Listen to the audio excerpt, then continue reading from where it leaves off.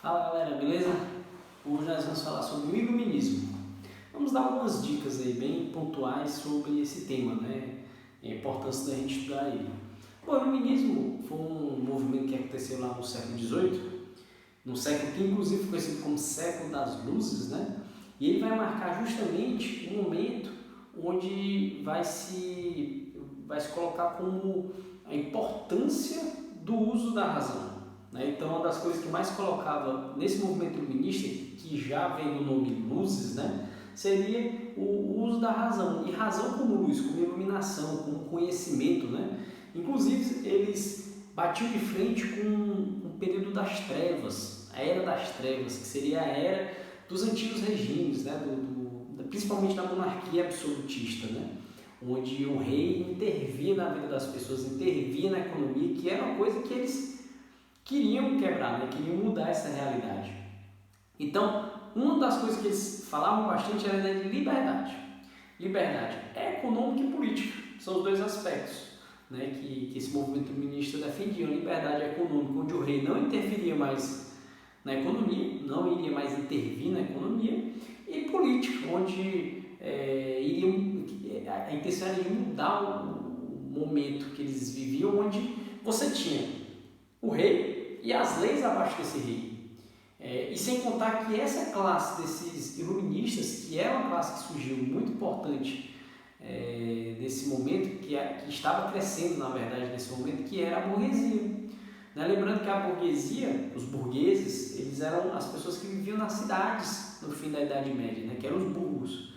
Só que era uma realidade comercial, uma realidade voltada para os bancos, né, para os banqueiros vivendo nessas cidades. Então, muitas pessoas que acumularam dinheiro, né, muita riqueza, eram dessa classe dos burgueses, que não tinham poder político. Né? Então, por isso que queriam liberdade política, né, para poder ter uma interferência na política. E, de fato, fazer com que esse rei, que era absoluto, que era todo poderoso, não tivesse esse poder, inclusive, acima das leis, né, que era como existia até então. Né? Então, um dos lemas que era muito famoso desse movimento era a ideia de liberdade, igualdade e fraternidade. Óbvio que uma colocação que sempre se faz quando se estuda esse movimento é liberdade para quem, igualdade entre quem e fraternidade para quem também, né? Porque sabemos que muitos desses movimentos, inclusive, defendiam a escravidão, né? Um grande absurdo. Por quê? Porque eles iam considerar apenas esses homens bem-nascidos, esses homens que tinham posses, que tinham dinheiro, né? Esses sim mereciam essa liberdade, esses sim mereciam essa igualdade, né? E não era para toda a massa, né? Isso é algo importante. Né? E interessante que esses pensadores iluministas, eles de certa forma tinham essa visão que lutava por essa liberdade, né? Principalmente nesse grupo. Né? O que é que eles batiam? Né? Quais eram as principais ideias que eles criticavam mesmo? A ideia do mercantilismo, né? Essa ideia da busca de mercados, do colonialismo, né? Dessas metrópoles que exploravam as colônias, né? Eles batiam nessa tecla, por quê? Porque esse colonialismo gerava uma exclusividade comercial, né? Uma obrigatoriedade das colônias comercializarem com essas metrópoles. Né? Então, os novos ricos, tanto das 13 colônias inglesas, como do Brasil português, como das colônias hispânicas, né? Não tinham liberdade comercial. Né? Então, esse mercantilismo acarretava tudo isso, né? Onde também defendia práticas onde estavam começando a ficar defasadas e não se conectava com a ideia de revolução industrial, que era um momento muito conectado com esse século XVIII. Né? As indústrias surgindo, né? a indústria aparecendo no mercado, que necessitava de mercado consumidor, necessitava de vários elementos que esse mercantilismo atrapalhava. Né? Outra grande crítica, o absolutismo monárquico, né? O poder absoluto dos reis. É uma das grandes críticas desses iluministas. Eles batiam muito nisso, né? Contra esse poder absoluto de um monarca que fazia parte da nobreza, onde essa burguesia toda ficava excluída. Detalhe interessante, é importante a gente diferenciar que esse rei tinha um poder político, concentrava esse poder nas mãos deles. E esse burguês tinha o poder econômico, mas não tinha o poder político. Daí a grande luta para, de certa forma, derrubar esse absolutismo, né?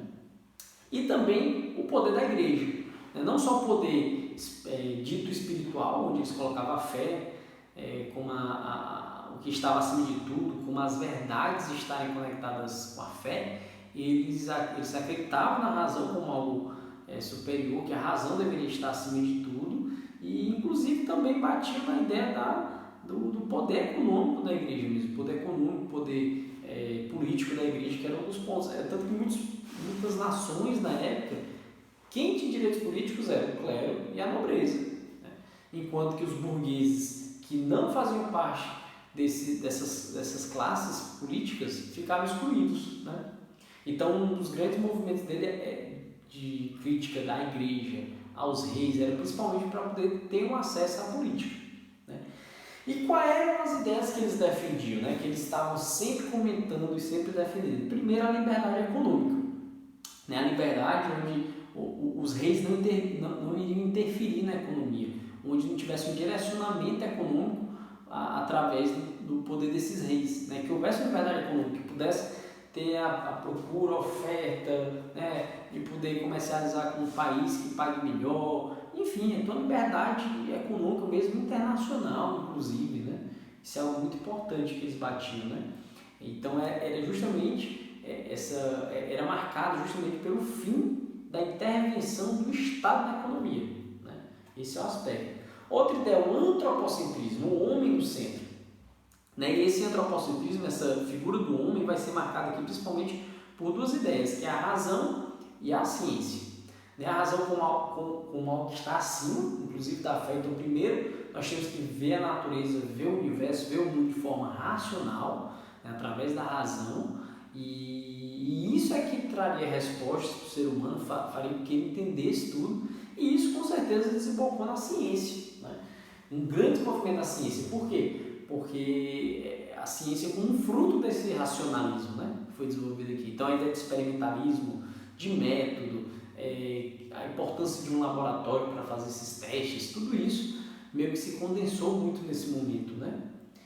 E o predomínio da burguesia, né? Dos burgueses, dessa nova classe que surgiu, que tinham poder aquisitivo, que tinham poder econômico, mas não tinham poder político, né? Lembrando que nesse momento a importância desse poder político era muito mais da família nobre que você fizesse parte, não na quantidade de dinheiro e riqueza que você teria, né? Beleza? Então isso é um ponto muito importante, né? E aí um fato curioso para a gente finalizar é o surgimento do despotismo esclarecido.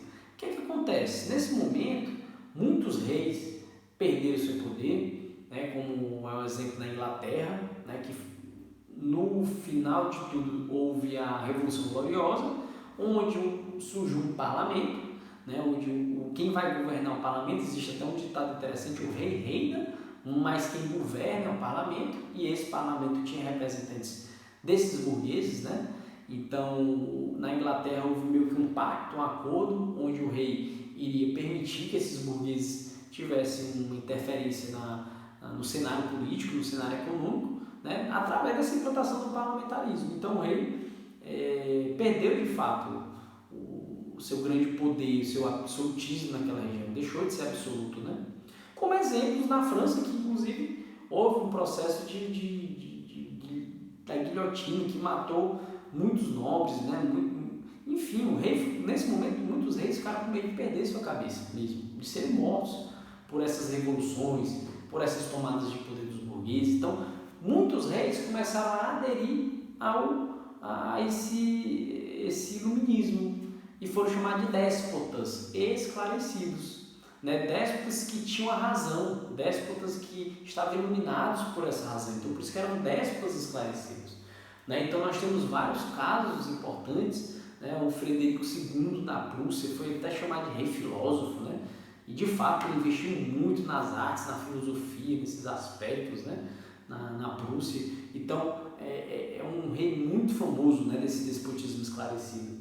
Catarina II lá na Rússia, que teve inclusive como um grande uma grande importância no desenvolvimento das escolas, né? Isso é algo bem interessante. E o famoso Marquês de Pombal em Portugal, né? Que foi inclusive um momento que o Brasil viveu uma certa liberdade religiosa, uma liberdade econômica.